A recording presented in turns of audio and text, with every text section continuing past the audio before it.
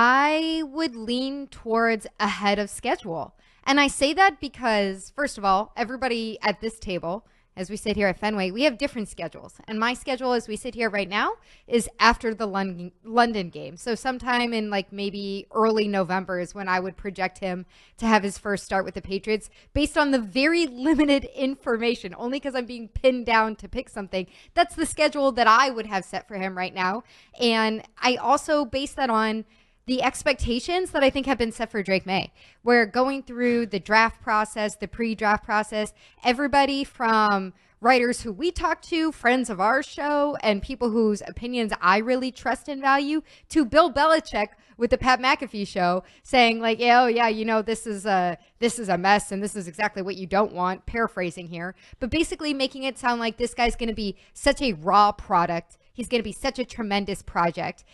So far, it sounds like it's going pretty well. Like it's a trackable development or progress for him throughout the very limited amounts of practice that reporters have been able to see. So I say ahead of schedule. Arkan, how'd you vote? I voted ahead of schedule too, and I'm voting ahead of the schedule that I think the Patriots have set for him, because I always sort of thought that Drake Maye, like Mego said, was going to be this raw project. And once he starts proving that he's better than Jacoby Brissett, like establishing himself as the better option, which I didn't know if they were even going to let him do that. It seemed like they were going to have him third behind Zappe and just kind of, you know, finding his way until they're ready to give him more reps. But if they're already there with him in the number 2 role, and he's already, as of, you know, yesterday, impressing people more than Brissett is. Brissett, who, by the way, knows this offense already and is a little more familiar with it than anybody else. If Drake Maye is able to use his abilities and athleticism and arm strength and all that other stuff, excuse me, to come out with that, then I sort of look at it and think, okay, this isn't what they were expecting. They were expecting him to be, you know, learning from Jacoby Brissett here. If he's already passing him this early on in the process, which I was expecting him to do, by the way, then I think he's ahead of their schedule. So ahead of their schedule, ahead of my schedule, we can debate. Regardless, I'm nervous about it. And he feels to me behind schedule if you want him to start week 1. And I do. And I'll give you 2 examples. Although, Arkan, you just laid out, he's passed by Bailey Zappe already. Okay? I didn't know he needed to pass by Bailey Zappe. I didn't realize that was a thing he needed to do. You never wanted him behind Bailey Zappe. No, this is my point. So, like, to me, that already was behind where I wanted him to be. He never, ever should have been taking reps behind Bailey Zappe. That was a waste of everyone's time. You missed out on reps for him. That was for show. Or it was to make Drake Maye prove something that I don't even think was worth making him prove. Like, some things are just so obviously going to happen that you don't need to go out and prove it because it wastes time. So, number 1, I would cite that. He's passed by Bailey Zappe, but he started behind Zappe, which I hated. And I talked about in real time, not a second guess. As it was happening, we're like, he's taking reps behind Zappe. I'm like, why the hell is he doing it? He did it again the next week at OTAs. Why the hell is he doing it? He finally passed him by in OTA number 3. He worked ahead of him yesterday at Minicamp. So that's number 1. Number 2, and I already know that people are going to mishear what I'm about to say. So listen carefully, please. It's Patriots Community Day, and they should have a community day. It's a great idea. It's an awesome thing the organization is doing. But why do you have to do it in the middle of minicamp? You get 3 days to get on the field and have a minicamp. Why do you hate children, Jones? Yeah, no, I already know this is what people are going to hear, and I'm already annoyed by it already. You only get 3 days at minicamp.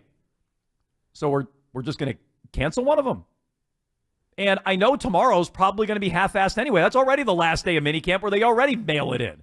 And so you're going to end up having like 1 real day of minicamp when you could have had 3 with a new coach and a new offensive coordinator and, hell, a new defensive coordinator, a new quarterback, a lot of new personnel on offense.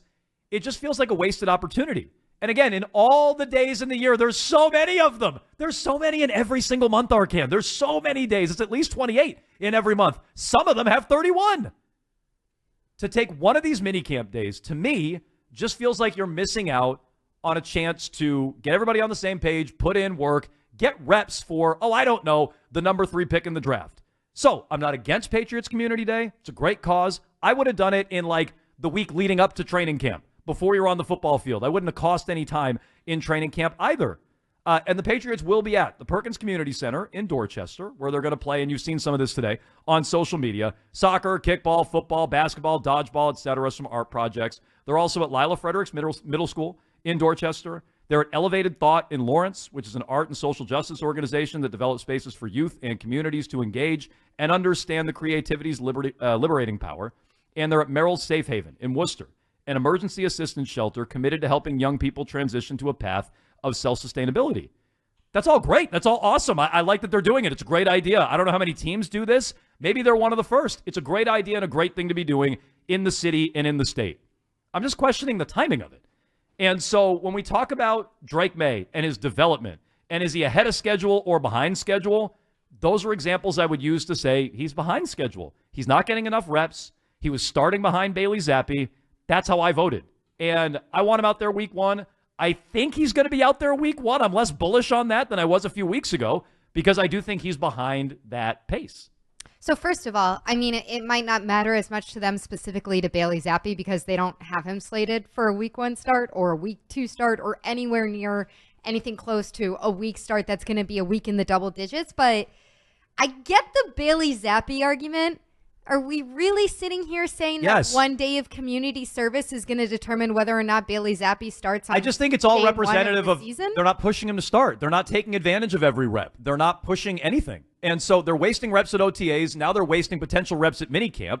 And why would you waste any reps if you're trying to get him ready to start? It's all rooted in the same argument. They are. Like, I don't know. They're giving Zappi reps. They're wasting a whole day of No. reps. I'm not disagreeing with you that they're like wasting reps in terms of the quarterbacks, how they're splitting it up. I'm saying I'm not sure that their main goal is to have him ready to go week 1. Yeah, well, I just don't. That may not be. It may be acceptable to them where they're looking at it and going, our plan A is Jacoby Brissett weeks 1 through 7, weeks 1 through 9. I don't have the schedule right in front of me. And if Drake Maye shows us something that none of us are expecting by the time we're in mid-August, then that's just an extra bonus, and that'll be plan B. Yeah, and so to me, that's just a bad plan. And I wanted him ready to start week 1. I don't want to watch Jacoby Brissett. I don't think Jacoby Brissett's any better than Drake Maye. In fact, Phil Perry basically told you that. He said, you drop in off Mars, it doesn't look like this guy does anything better than the other guy. One guy's been in the league 10 years. The other guy's been here for a minute. And so I would like to take advantage of those reps. That's all. Again, let me reiterate. Great cause, great thing the Patriots are doing. I don't know if they're one of the first in the NFL to do it. I'm not familiar enough with other teams in community days.